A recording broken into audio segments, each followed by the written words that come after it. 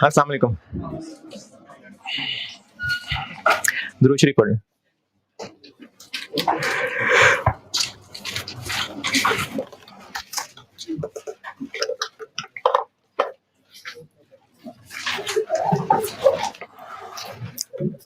एक सवाल लिखवाया था, अगर OAR based on labour hour हो तो आंसर 50,000 डिवाइडेड बाय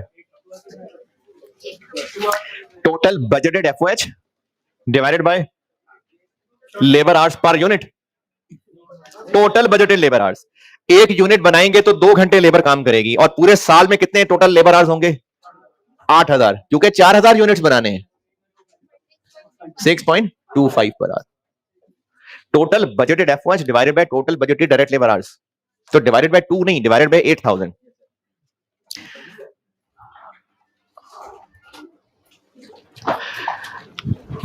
दूसरा क्या था? OAR पर machine hour. Total budgeted FOH divided by total budgeted machine hours. एक यूनिट बनाने के लिए 5 घंटे लगने हैं, तो टोटल हमारे 4,000 यूनिट्स बनाने का प्लान है, तो 20,000। 2.5 पर मशीन आवर। तीसरा क्या था? OAR पर unit. Total budgeted FOH divided by total budgeted production, 12.5 per unit. तीसरा क्या था? चौथा क्या था? OAR था based on direct material cost. Total budgeted FOH divided bye 100,000, क्योंकि एक यूनिट बनना था तो 25 रुपए का मटेरियल लगना था। 4,000 यूनिट्स बनाएंगे तो 1 लाख। अब इसका जो आंसर आएगा ना, वो 0.5 तो आ रहा है, लेकिन इनफैक्ट वो है 50% ऑफ मटेरियल कॉस्ट। ये 6 आंसर मैं सामने लिख दूं, फिर मैं इनकी इंटरप्रिटेशन बताता हूं। पांचवा OAR लेबर की बेस पे, पता नहीं पांचवा छठा कौन सा, बहरहाल मटेरियल की बेस पे पहले निकाला है। अगर डायरेक्ट लेबर कॉस्ट की बेस पे निकालें तो total budgeted FOH divided by total budgeted direct labour cost, और अगर एक आर 50 रुपए पे होते हैं तो 8,000 आवर्स टोटल होने हैं, तो हमें कितना खर्चा पड़ेगा? डायरेक्ट लेबर कॉस्ट, अगर हमने वर्कर से 8,000 घंटे काम लेना है और एक आर का 50 रुपए पे करते हैं, तो टोटल कॉस्ट कितनी पड़ेगी? 8,000 इंटू 8,000 आवर्स इंटू 50 रुपए पर आर, तो कितना? 4 लाख। इसका आंसर भी एक परसेंटेज की शक्ल में होगा, 12.5% ऑफ लेबर कॉस्ट। और छठा क्या था? तो total budgeted fixed, total budgeted FOH divided by total budgeted prime cost, ये 5 लाख। और इसका आंसर आएगा 0.1, यानी 10% ऑफ प्राइम कॉस्ट। पहले तो कैलकुलेशंस देख लें जिन्होंने किया। किसी कैलकुलेशन में कोई कैलकुलेशन की हद तक एतराज है तो बताएं, फिर मैं इसकी इंटरप्रिटेशन बताता हूं कि क्या है, ये क्या कर रहे हैं हम। है जी? 5th वाला, छठा वाला, पांचवा वाला। Total budgeted FOH divided by total budgeted direct labour cost. अगर एक आर का हम वर्कर को 50 रुपए पे करते हैं और टोटल इन लोगों से हमने 8,000 घंटे काम लेना है, तो हमें टोटल कॉस्ट क्या पड़ेगी? 50 इंटू 8,000 ना, वो 4 लाख। बाकियों में से बताइए कैलकुलेशन में कोई सवाल परेशानी है तो। हाँ जी, ये हरा और नीला वाला आ गया समझ? ये डायरेक्ट मटेरियल कॉस्ट है, ये डायरेक्ट लेबर कॉस्ट है, दोनों को मिला लें तो प्राइम कॉस्ट, तो वो 5 लाख बन गई।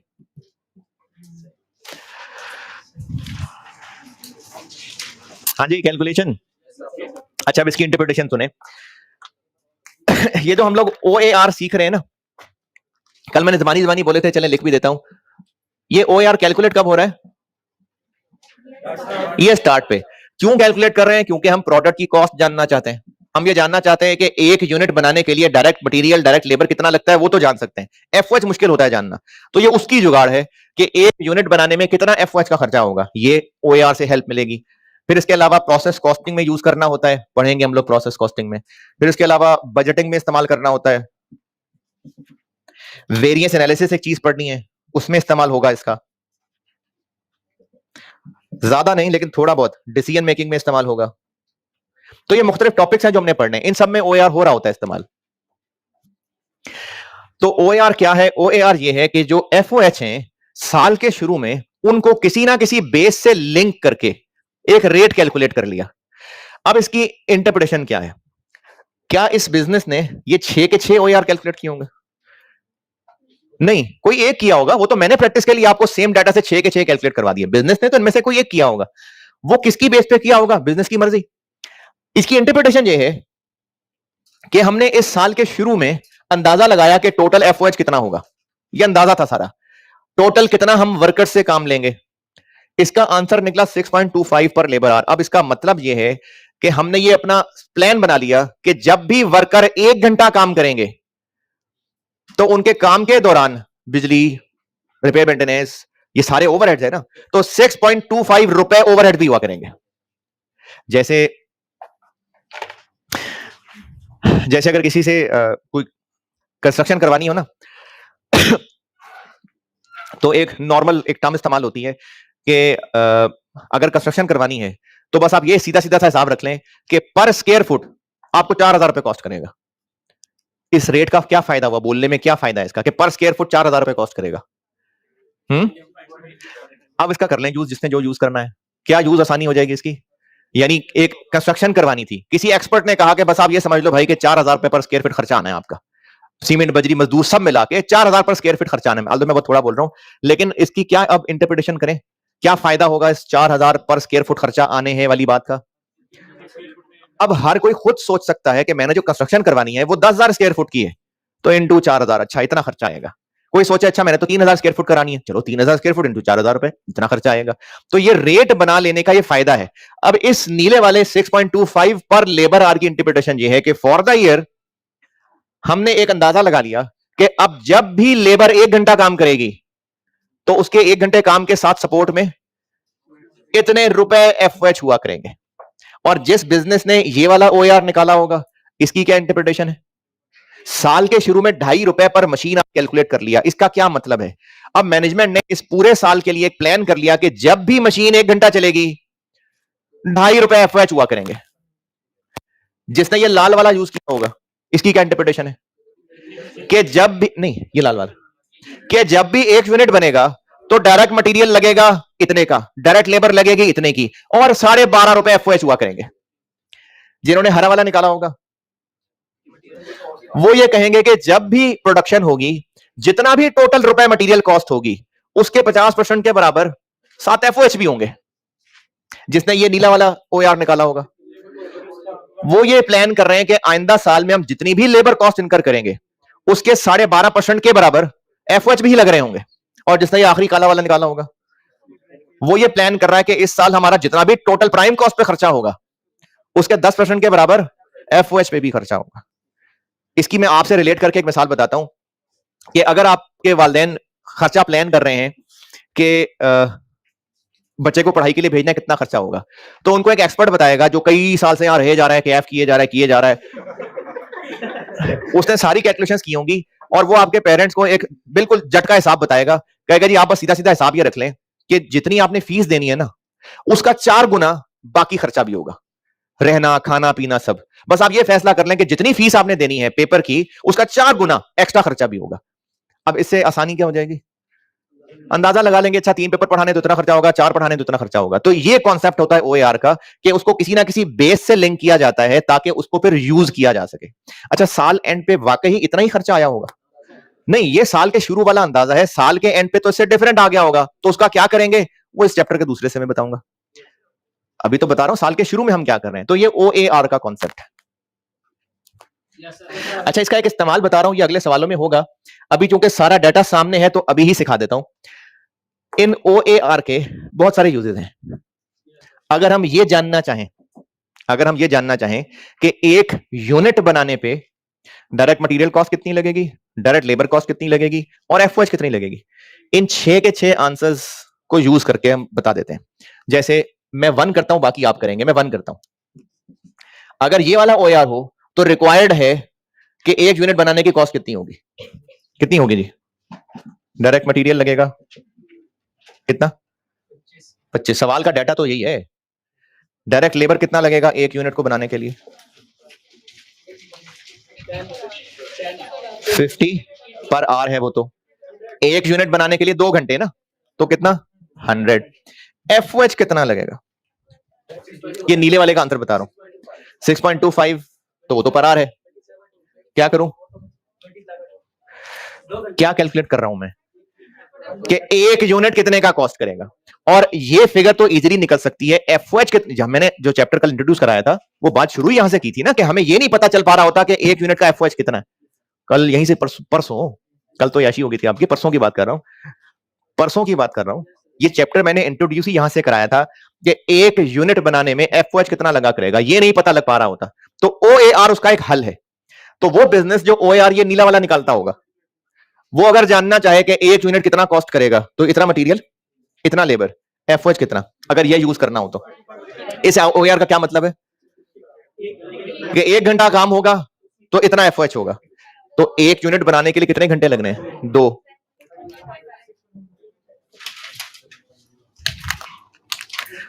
12.5। क्या जी?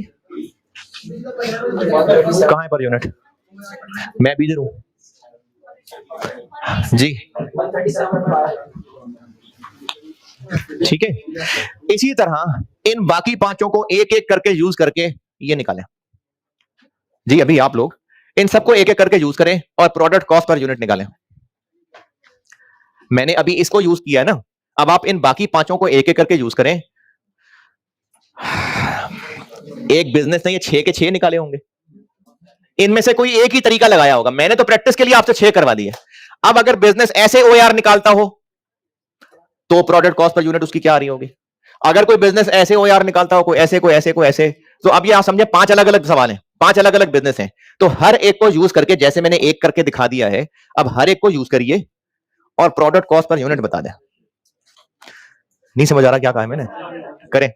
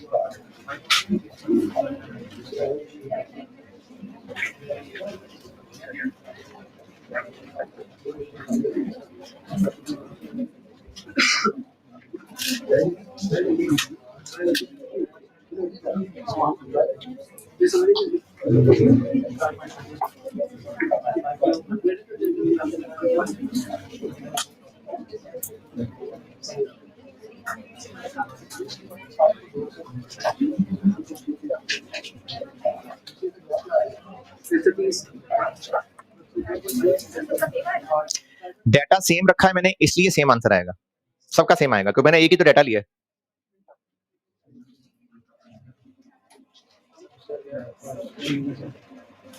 सब तरीकों से सेम आएगा क्योंकि मैंने सेम डाटा ही तो लिया है।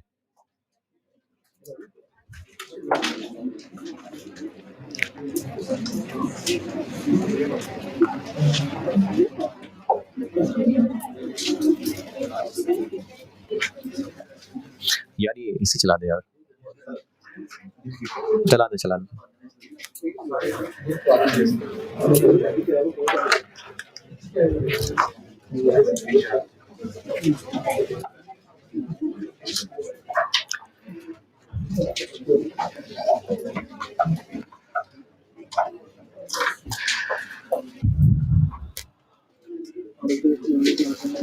हाँ जी,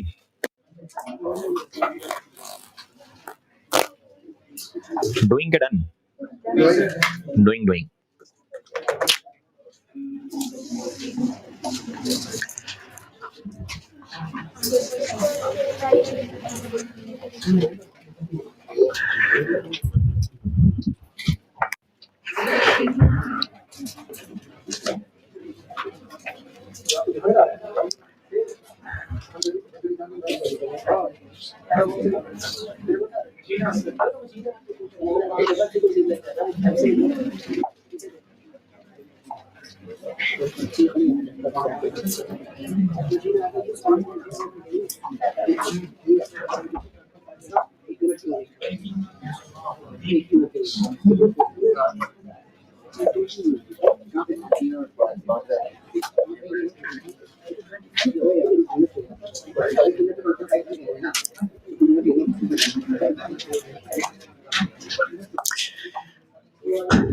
ये अगर मशीन और रेट यूज करें तो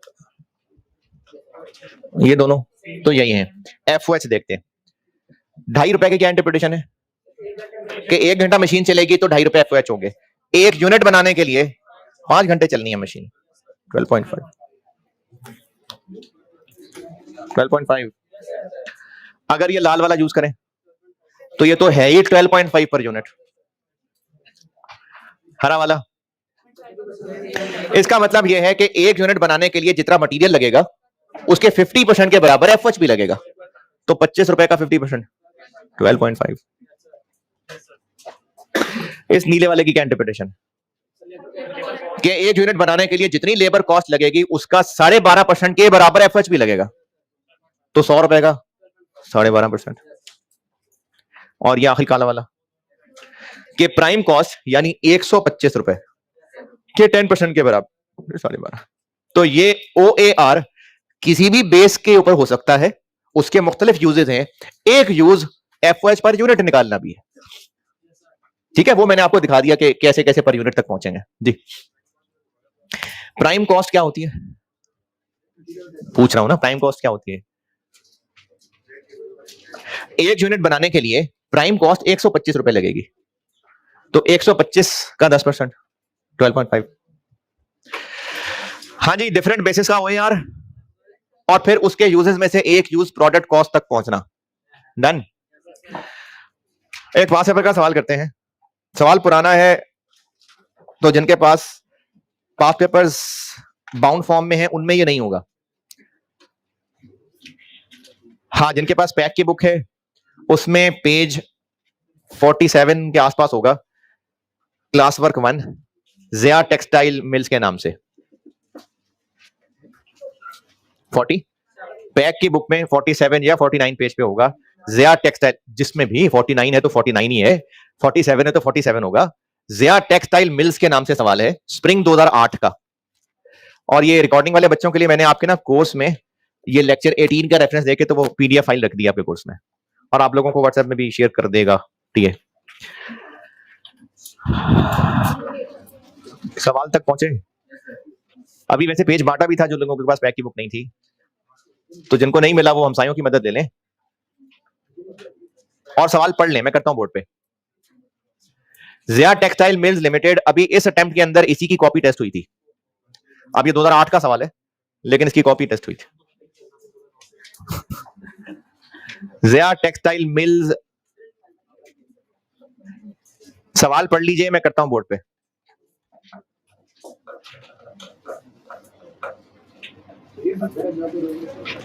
है जी,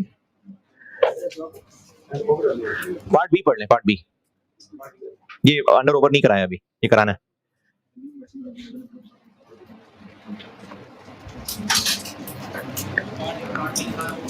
है जी, पार्ट बी पढ़ लें, part B. On December 1 2007 Zia Textile Mills, ये पढ़ लें।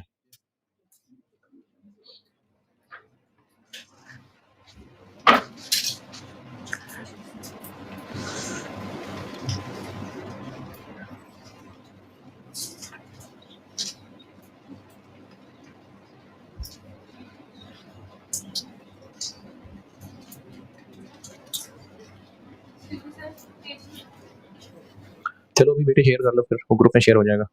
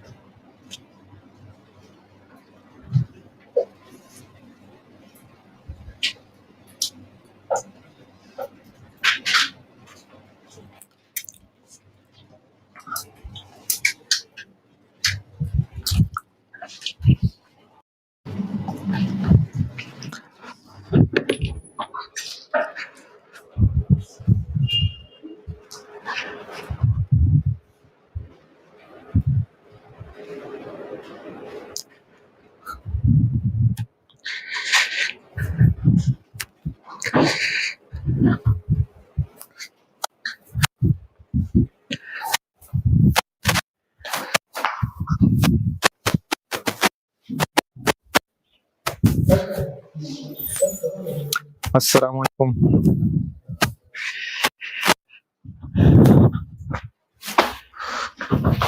हाँ जी, साउंड का कोई मसला? अरे ये पहले था स्पीकर? नहीं अभी आवाज से नहीं आ रही। अच्छा अभी तो उसमें कनेक्शन ही कोई नहीं है। अच्छा अच्छा अच्छा अच्छा। हाँ जी, कोई सवाल? नुमान है क्लास में क्या?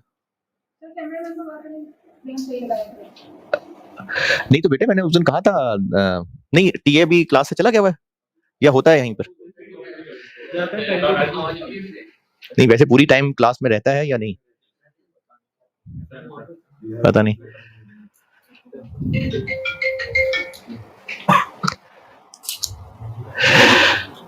अच्छा वैसे टीए को ना कहा करें, वो ऊपर बता देगा कि फ्रेम कहाँ पर रखना है, आप बता दिया कीजिए। अच्छा आपकी क्लास में मैंने शुरू में आके भी कुछ गुजारिशात की थी, तो दोबारा कर देता हूँ, जरा डिफरेंट गुजारिश। अब क्लास में कोई टीचर यहाँ मौजूद नहीं है, या चलो टीए भी होगा तो वो भी आप जैसे ही है, वो कौन सा कोई वो अफसर लगा हुआ है यहाँ पर। तो इसलिए आप लोग जब यहाँ बैठे हैं ना और घर के माहौल में बैठे हुए हैं और पढ़ाई का मूड नहीं हो रहा और आप लोग आपस में गप्पे मार रहे हैं, तो जो पैसे खर्च करके यहाँ पढ़ने बैठे हैं ना उनको डिस्टर्बेंस होगी। तो इसलिए मुझे सुनने में आया था कि आप लोग बातें करते करते इतनी ऊंची बातें शुरू कर देते हैं कि बाकी लोग तंग होना शुरू हो जाते हैं। तो जो लोग ऐसा करते हैं वो ना किया करो यार। देखो किसी को तंग करोगे फिर उसकी बदुआ लगेगी, फिर अगली दफा फिर पढ़ने आओगे, तो इसलिए ना करें दूसरों को तंग, तो ना किया करें शोर। कोई सवाल पूछना है किसी ने? है नहीं इतनी दूर से आए यार। सर वो पिछला सवाल हम करते थे, कोई टोटल 50,000 था, उसके अंदर से बाकी जो मैंने निकाला था उसका 6.25, उसके अंदर से कहाँ निकालना था? वो जो रेट हमने निकाले थे वो हाँ 50,000 से थे। 50,000 ही को इस्तेमाल करके हमने एक रेट बनाया था। जैसे जैसे हम ये अंदाजा लगाएं कि अंदाजा हो रहा है कि हमने 500 किलोमीटर ट्रेवल करना है और हमारा ख्याल है कि 2 लाख रुपए खर्च हो जाएगा।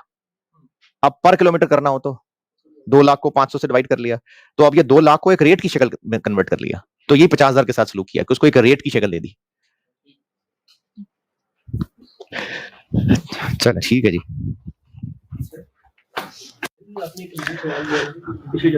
अच्छा ये फिर भी क्लास के बाद पूछना आगे, ये मैंने क्लास में डिस्कस नहीं किया हुआ ना यार, मैंने डिस्कस नहीं किया था। अच्छा अच्छा अच्छा अच्छा बताऊं।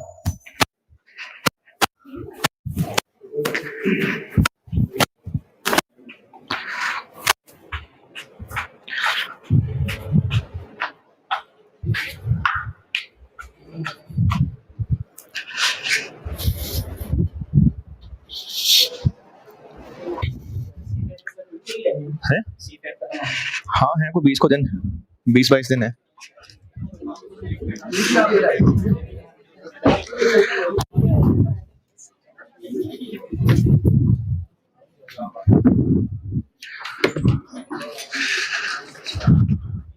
नीचे कोई रूम में क्यों नहीं है? ये तो नहीं है, नहीं है। अगर किसी बच्चे ने कोई सवाल पूछना हो या ये कहना हो कि कैमरा मूव करना है तो वो कैसे पता चलेगा?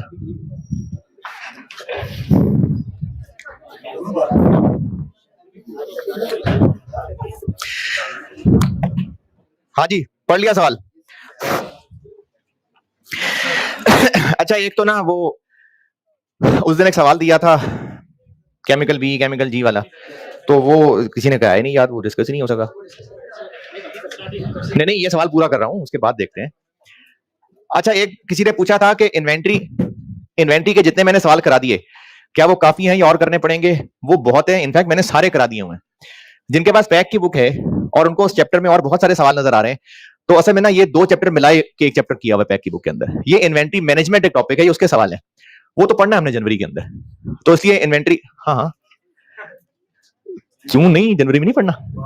पढ़ना है ना। तो इन्वेंट्री वैल्यूएशन में जितने सवाल करा दिए मैंने, सारे करा दिए, पास पेपर्स के सारे करा दिए मैंने इन्वेंट्री वैल्यूएशन, उन्हीं को ही दोबारा करें बस। और ये जो कल टेस्ट है, टेस्ट दिया करें यार, टेस्ट जरूर दिया करें। कल भी यही इन्वेंट्री वैल्यूएशन और इसी के ऊपर ही है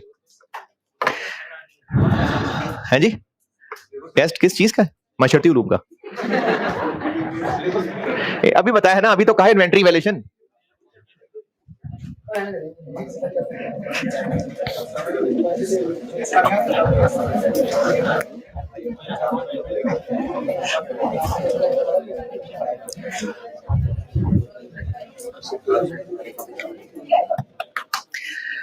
एक कटिंग डिपार्टमेंट है, उसमें है 5 मशीन्स, नहीं थी 5 मशीन्स, एक और नई मशीन खरीदी है, और उससे ये होगा कि कैपेसिटी बढ़ जाएगी, डिपार्टमेंट और ज्यादा कैपेसिटी वाला बन जाएगा। रिक्वायरमेंट में पूछा हुआ है 2008 ईयर के यूज करने के लिए कटिंग डिपार्टमेंट का रिवाइज्ड मशीन आर रेट निकाल दें। अच्छा, पहली बात, मशीन आर रेट से क्या हिंट मिल रहा है? कि OAR पर मशीन आर रेट यानी OAR पर मशीन आर, तो OAR निकालना है पर मशीन आर। और रिवाइज क्यों कह रहे हैं? क्योंकि पहले 5 मशीनें थीं और उनके लिए सवाल की बिल्कुल लास्ट लाइन, एक ऑलरेडी रेट निकाला हुआ था रिक्वायरमेंट से जस्ट ऊपर, लेकिन अब एक और नई मशीन भी खरीद ली है, तो 2008 में वो नई मशीन के आने से खर्चे भी चेंज होंगे, मशीन आर्स भी चेंज होंगे, इसलिए कह रहे हैं कि रिवाइज्ड OAR निकालना है। तो 2008 ईयर में यूज करने के लिए 2008 ईयर के लिए OAR निकालना है और OAR पर मशीन आर निकालना है। अब इसके लिए क्या चाहिए फॉर्मूले में? Total budgeted FOH। अच्छा, बजटेड क्यों? ये सारा डाटा बजटेड ही दिया हुआ है। The related expenses for the year 2008, point number 1 से ऊपर, total related expenses for the year 2008 have been estimated as under, तो ये सारा बजट डाटा है। और OAR निकालने के लिए बजटेड डाटा ही होगा, क्योंकि OAR निकलता ही साल के शुरू में, तो OAR निकालना है, इसके लिए चाहिए टोटल बजटेड FOH और टोटल बजटेड मशीन आवर्स। ये इस अटेम्प्ट में इसी को थोड़ा बहुत चेंज करके एक सवाल टेस्ट हुआ था। टोटल बजटेड FOH निकाल रहे थे, सिर्फ नई मशीन के या पूरे डिपार्टमेंट के टोटल है? पूरे डिपार्टमेंट, कटिंग डिपार्टमेंट का रेट निकालने को कहा है, लेकिन ये जो खर्चे दिए हुए हैं, पहला पैराग्राफ, दूसरा पैराग्राफ, पॉइंट 1 से लेके 5 तक, ये तो सारे नई मशीन के हैं सिर्फ, तो बाकियों के लिए भी है कोई ना कोई हिंट। चले, जो नई मशीन के हैं वो तो लिखे ना, बाकियों के लिए भी कोई हल निकालते हैं। फॉर न्यू मशीन लिस्ट दी हुई है, वो बना लेते हैं, और बाकियों के लिए भी है कोई ना कोई हल। अच्छा, सवाल में ये कहा नहीं है कि 2008 ईयर से मुराद जनवरी से दिसंबर 8 है या जुलाई से जून है, तो नहीं, ड्यूरिंग द ईयर 2008 से मुराद अकाउंटिंग पढ़े हुए लोग हैं, जनवरी से दिसंबर या जुलाई से जून या जनवरी से दिसंबर ही होगा। कोई डिफरेंट चीज होता तो बता देता, बस 2008 कह रहा है तो बस जनवरी से दिसंबर वाला ही होगा। अब इसमें आपको खर्चे तो बताए हैं नई मशीन के, वो लिख लेते हैं, बाकियों का पुरानी मशीनों का देखते हैं क्या करना है। चले तरतीब से, क्या क्या है नई मशीन से रिलेटेड FOH? अच्छा, सवाल में कहीं डायरेक्ट मटेरियल, डायरेक्ट लेबर है, नहीं तो चाहिए भी नहीं था, हमें एफओएच चाहिए। तो तरतीब से चलते हैं, क्या क्या एफओएच है? जल्दबाजी कर गए, इलेक्ट्रिसिटी जल्दबाजी है। हाँ जी, डेप्रिसिएशन। ये ऊपर वाले पैराग्राफ में सिर्फ सलाम दुआ नहीं है, एक पूरा डाटा है जिसे डेप्रिसिएशन कैलकुलेट करेंगे। जब आप डायरेक्टली पॉइंट 1 पे जंप करेंगे ना, तो आगे चलते चलते डेप्रिसिएशन भूल जाएंगे आप। तो ऊपर वाले पैराग्राफ से डेप्रिसिएशन निकल रही है।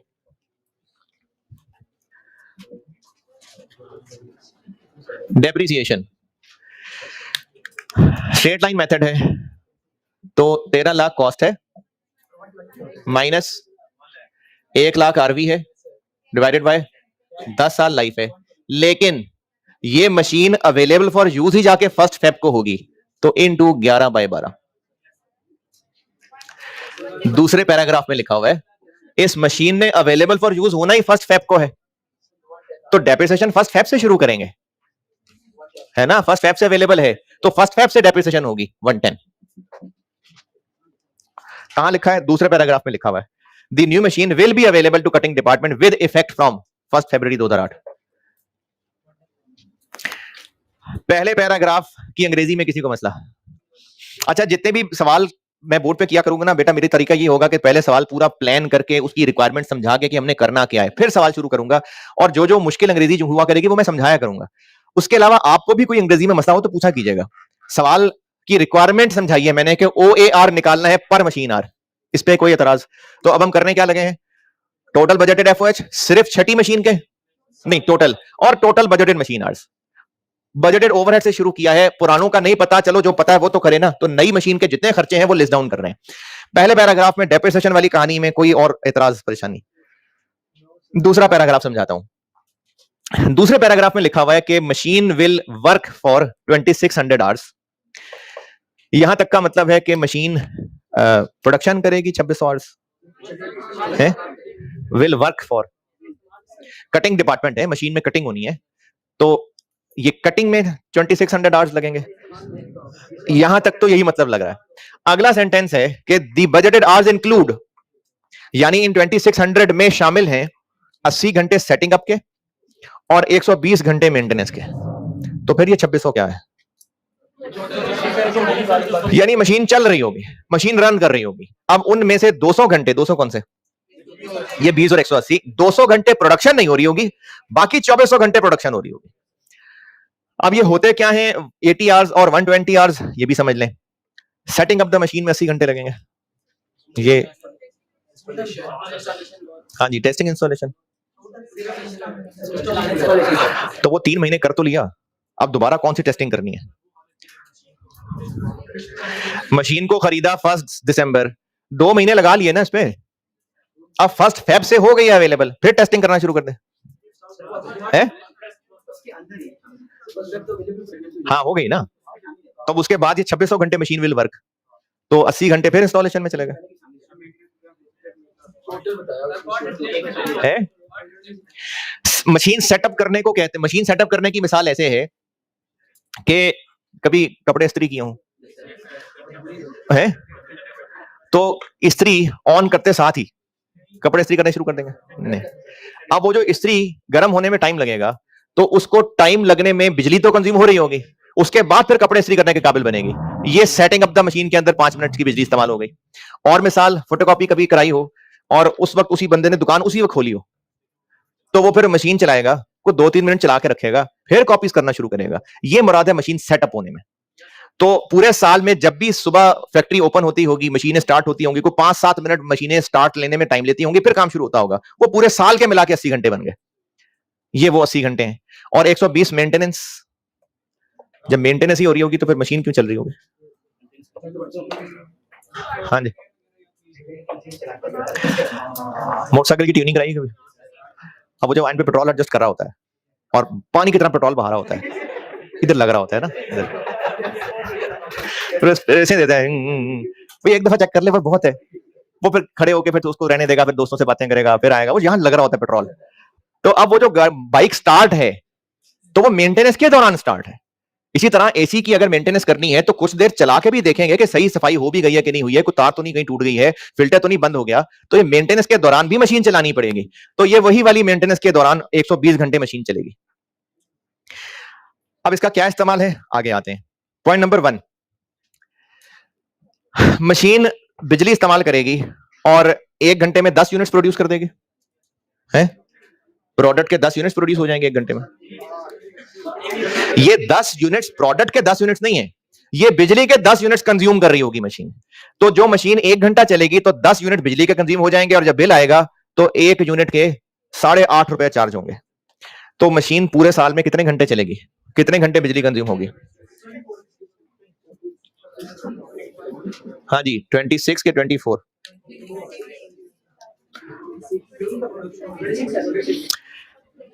इसमें लिखा हुआ है during the production, during the production, तो प्रोडक्शन तो 2400 है।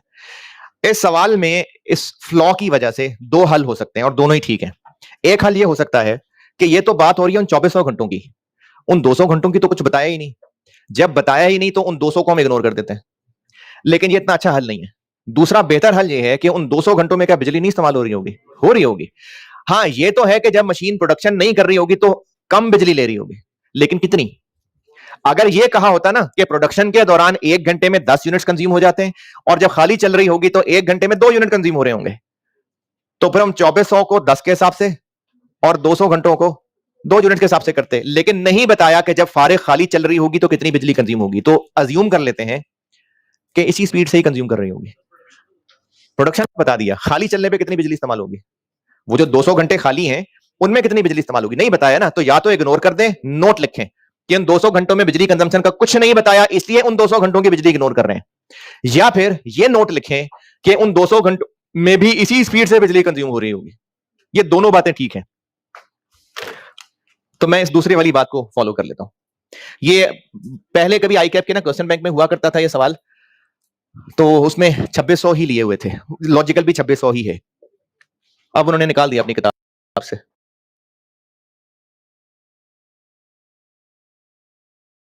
किताब से निकाला और उधर पेपर में मिलता जुलता पूछ लिया।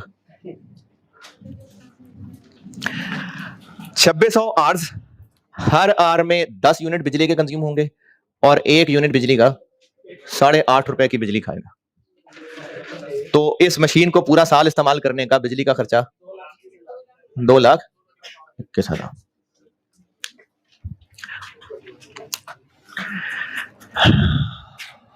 चले आगे, स्ट्रेट फॉरवर्ड है। आगे क्या है? मेंटेनेंस के ऊपर पर मंथ 25,000 रुपए खर्च होगा, तो 25,000 इंटू 11। अच्छा 11 या 11/12? तो यहां 11/12 क्यों किया था? ये डेप्रिसिएशन 1 साल की निकली थी इसलिए 11/12 किया था। ये तो है ही 1 महीने का। 275,000 और पार्ट रिप्लेसमेंट है, हर महीने इसके ऑयल चेंज, फिल्टर चेंज वगैरह हुआ करेंगे, तो उस पे लगा करेगा 10,000 पर मंथ इंटू 11, 110। और ऑपरेटर की सैलरी है कितनी? 9,000 पर मंथ।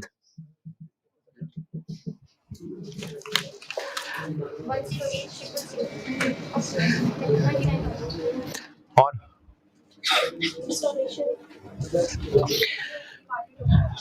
पहले इस डिपार्टमेंट के कुछ और अदर खर्चे भी होते थे जिनका नाम लेना कुछ ज्यादा मुनासिब नहीं था, फालतू से खर्चे थे, छोटे मोटे खर्चे थे। तो वो पहले जितने भी होते थे अब नई मशीन से वो 5,000 ज्यादा हुआ करेंगे। यानी मैं खुद ही फिगर बता देता हूं, पहले 90,000 पर मंथ हुआ करते थे। नहीं, अज्यूम करने की जरूरत नहीं है, मैं वैसे कह रहा हूं 90,000। अब नई मशीन के आने की वजह से वो 95,000 हुआ करेंगे। तो नई मशीन का कितना हुआ? 5, तो वो 5 आ जाएंगे नई मशीन के।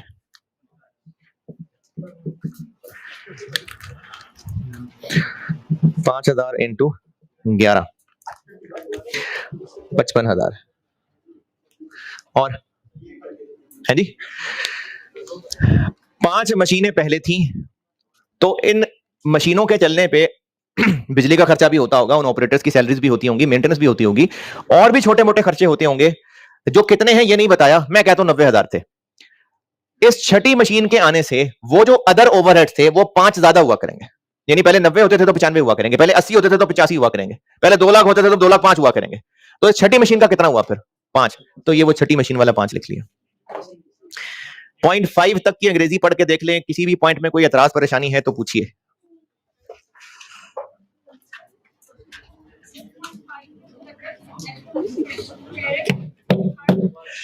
शुरू से अच्छा, इस पॉइंट नंबर 5 का मतलब ये नहीं है कि इस नई मशीन के आने से जो खर्चा पहले 90,000 होता था वो पहले महीने 95 होगा, अगले महीने 1 लाख होगा, उससे अगले महीने 1,05,000 होगा, उससे एक महीने 1,15 होगा। ऐसा नहीं है, क्योंकि अगर सिर्फ अंग्रेजी पे जाएंगे तो ये शक पड़ सकता है कि हर महीने 5,000 यानी 5 फिर मजीद 5 फिर मजीद 5, लेकिन कुछ सेंस नहीं बनती ना इस चीज की। देखिए खर्चा क्यों बढ़ा होगा, क्या पता सफाई वाला नया ला के रख लिया हो तो उसको 5,000 रुपए और देने पड़ते होंगे, लेकिन ये तो नहीं कि उसको एक महीने 5, अगले महीने 10, अगले महीने 15 क्यों हो रहा होगा ऐसा। तो ये एक ही बार शिफ्ट करके जो 90 होता था अब वो 95 हुआ करेगा, तो उसको बोलने में ऐसा कहा जाएगा कि जो अदर एवरेज होते थे अब नई मशीन की वजह से वो 5,000 पर मंथ ज्यादा हुआ करेंगे, यानी जितने पहले होते थे उससे 5,000 ज्यादा पर मंथ की। ये इनसिग्निफिकेंस है कि 90,000 पूरे साल की फिगर है कि महीने की फिगर है, महीने की। ये मतलब है पर मंथ का, कि वो जो महीने की एक फिगर हुआ करती थी उसमें 5 और, यानी पहले 90,000 खर्च होता था अब वो 95 हुआ करेगा हर महीने। हाँ जी, इधर दूसरे रूम से किसी ने सवाल पूछना है? सर सैलरी डायरेक्ट लेबर में नहीं आएगा? देखिए डायरेक्ट लेबर वो होती है जो हमें पता हो कि एक यूनिट बनाने के लिए कितनी, ये तो एक पर मंथ 9,000 है ना, ये तो एक फिक्स्ड खर्चा हो गया, तो ये तो डायरेक्ट नहीं हो सकता। कभी ये ज्यादा यूनिट्स कटिंग कर लेगा, कभी कम कर लेगा, उसको तो 9,000 पर मंथ सैलरी दे रहे हैं, इसलिए ये डायरेक्ट लेबर नहीं है। डायरेक्ट लेबर तब होता अगर उसको पैसे यूनिट के हिसाब से दे रहे होते, अगर उस वर्कर को पैसे दे रहे होते लेट्स से 200 रुपए पर यूनिट, फिर डायरेक्ट लेबर होती। अगर उसको पैसे दे रहे होते 500 रुपए पर आवर, फिर डायरेक्ट लेबर होती। 9,000 पर मंथ सैलरी दे रहे हैं तो वो तो एक फिक्स खर्चा हो गया ना, तो वो डायरेक्ट नहीं हो सकता। यहां तक और किसी का सवाल? जी अभी यही तो कहानी सुना रहा था कि वो जो 200 घंटे हैं उन 200 घंटों में भी बिजली इस्तेमाल होगी या नहीं होगी? 200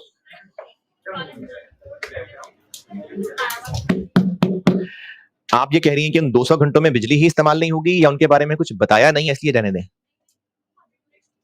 200 आवर्स, आवर्स बेटा, आवर्स 20। हाँ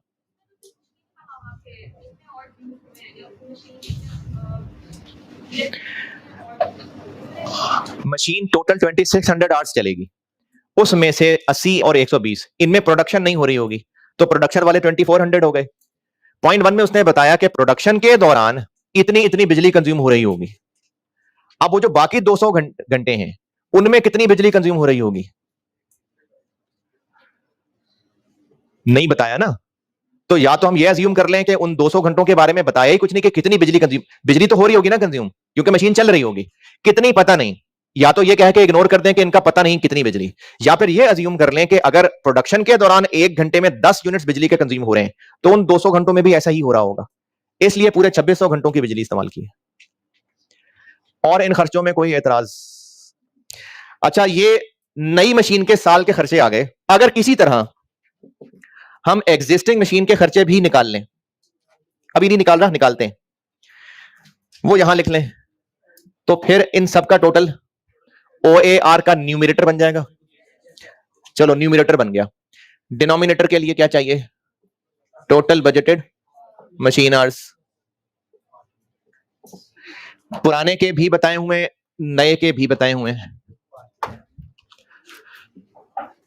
न्यू मशीन के भी बताए हैं, और ये एक लाइन लिखता हूं बाद में, क्योंकि एग्जिस्टिंग मशीन्स की ना कोई लिस्ट नहीं है खर्चों की, उसमें एक पहेली है, उस पहेली का आंसर बनाना पड़ेगा, बना लेंगे वो एक लाइन में निकल आएगा। इस सब का टोटल क्या बन जाएगा? टोटल बजटेड एफओएच, जिसको डिवाइड करना है टोटल बजटेड मशीन आवर्स से। टोटल बजटेड मशीन आवर्स इस नई मशीन के अलग बताए हैं और एग्जिस्टिंग मशीन्स के अलग बताए हैं। जो भी बताए हैं इनका टोटल कर लेंगे, ये क्या बन जाएगा? डिनोमिनेटर बन जाएगा। तो OAR पर मशीन आर कैसे निकालें? दिस डिवाइड बाय दिस, हो गया सवाल। अच्छा, उस सवाल पे मैं आता हूं, इधर एक बात सुने।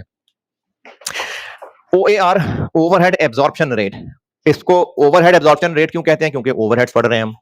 रेट क्यों कहते हैं? क्योंकि हम उसको एक रेट की शक्ल दे रहे हैं, वो पर आर भी हो सकता है, कोई भी चीज जो पर करके होती है वो रेट होता है ना, per hour per unit.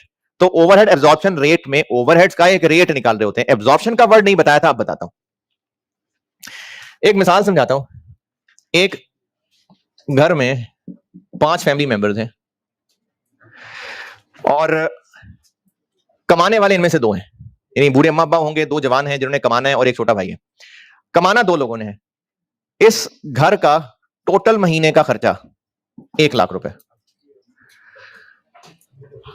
Average पर बंदे का खर्चा 20,000 पर बंदे का 20,000। अब वो जो 2 कमाने वाले हैं, अब्बा जी ने इनको कहना है कि बेटा तू कमा के ला, तो हर एक को कितने रुपए कमाने का टारगेट देना है कम से कम। लेकिन एक का खर्चा तो 20,000 है। हाँ जी, देखें 1 लाख नहीं, बस उतना कमाने का खर्चा पूरा हो जाए। 1 लाख रुपए महीने का खर्चा है, 5 लोग रहते हैं घर में, 2 लोगों ने कमा के लाना है। तो अब्बा ने अब उन दोनों को क्या टारगेट देना है कि कम से कम कितना कमा के लाओ ताकि खर्चा पूरा हो जाए। 50,000, जबकि एक बंदे का खर्चा तो 20 है। तो वो जो 2 कमाने वाले हैं, ठीक है, उनका अपना खर्चा तो 20-20 है, बाकी 3 का खर्चा भी तो उन्होंने उठाना है। तो जितना खर्चा है वो 5 का, लेकिन एक ने कितना कमा के लाना है डिवाइडेड बाय 2, क्योंकि जो खर्चा है सबका वो एब्जॉर्ब तो इन्होंने ही करना है, क्योंकि डिवाइडेड बाय 2 करेंगे, कमा के 2 ने देना है, तो तभी पता चलेगा कि एक कम से कम कितना कमा के लाए। अब इस आंसर 50,000 को मैं एक और तरह से बताता हूं।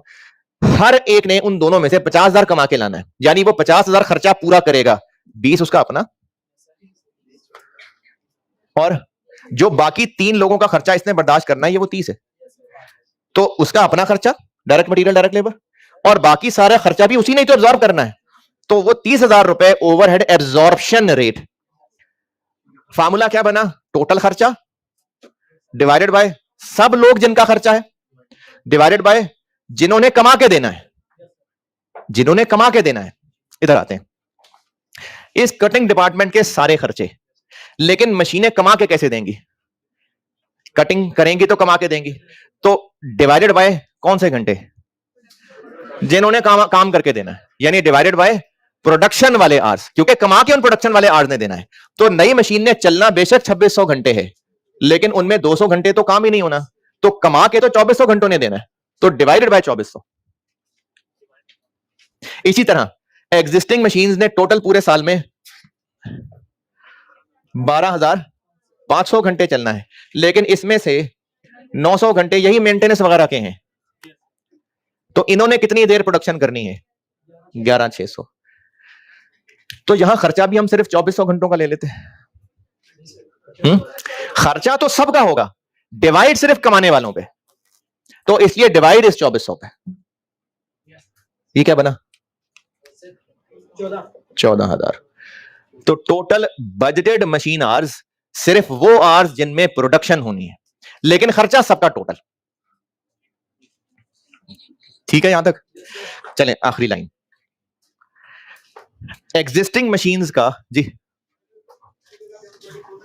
अगर कहां पर, थोड़ा मुंह से बोले यार, समझ नहीं आ रही। हाँ हाँ, तो हाँ, अच्छा 2400 क्यों ले लेते हैं?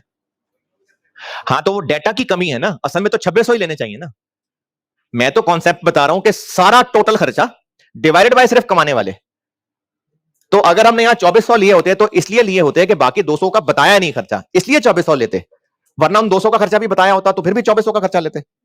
2600 का लेते हैं ना, बस यही बात हो रही है कि खर्चा सबका टोटल, लेकिन डिवाइडेड बाय सिर्फ कमाने वाले, क्योंकि पता तो चले ना कि एक आवर्स पे खर्चा कितना होना है, ताकि फिर उसके हिसाब से देखें अच्छा कम से कम कितना कमाए ये मशीन। तो डिवाइडेड बाय सिर्फ कमाने वाले आवर्स। एग्जिस्टिंग मशीन्स की इस तरह की लंबी लिस्ट तो नहीं दी हुई, लेकिन एक हिंट दिया हुआ है कि एग्जिस्टिंग मशीन्स का खर्चा 390 पर आवर है। तो टोटल तक पहुंचना है तो आर से मल्टीप्लाई कर लेते हैं, 390 इंटू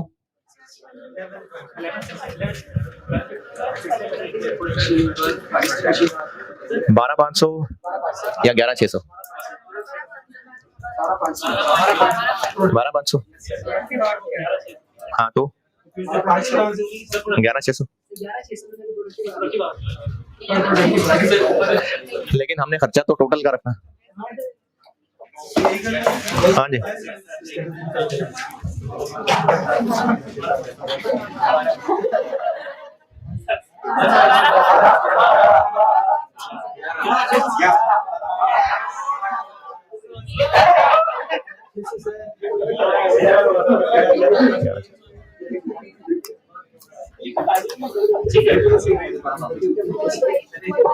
फोर फाइव।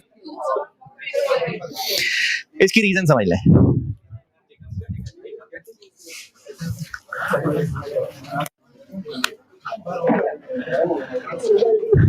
इसकी रीजन देखें जी। अच्छा, इसका टोटल करिएगा, इसका ये सिर्फ नीला वाला 870। अगर सिर्फ एक ही मशीन होती, यही छठी वाली बस, तो OAR कैसे निकालते हैं? 870,000 डिवाइडेड बाय 2400। क्या आता आंसर? 362.5।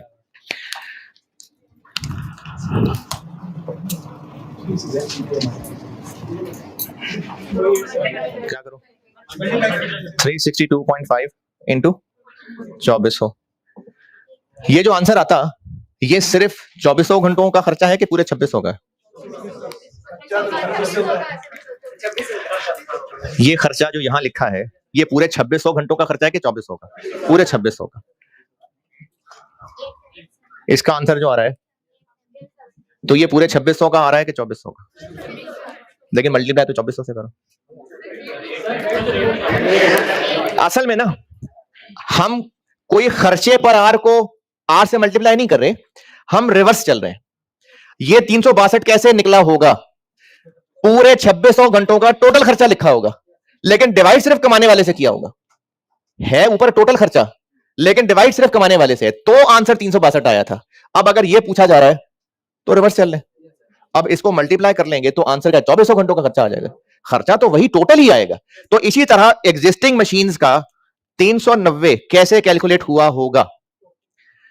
टोटल उन मशीनों के खर्चे लिए होंगे, लेकिन डिवाइड किया होगा उनको प्रोडक्टिव से।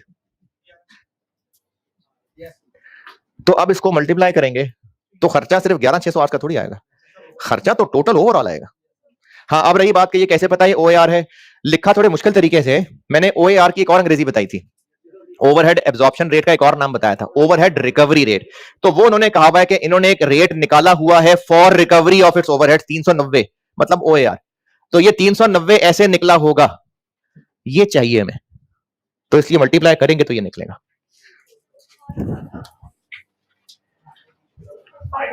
5 3 4 और OAR बन जाएगा 5394000 डिवाइडेड बाय 14000 385.29। ये है जी सवाल। ठीक है, अल्लाह हाफिज।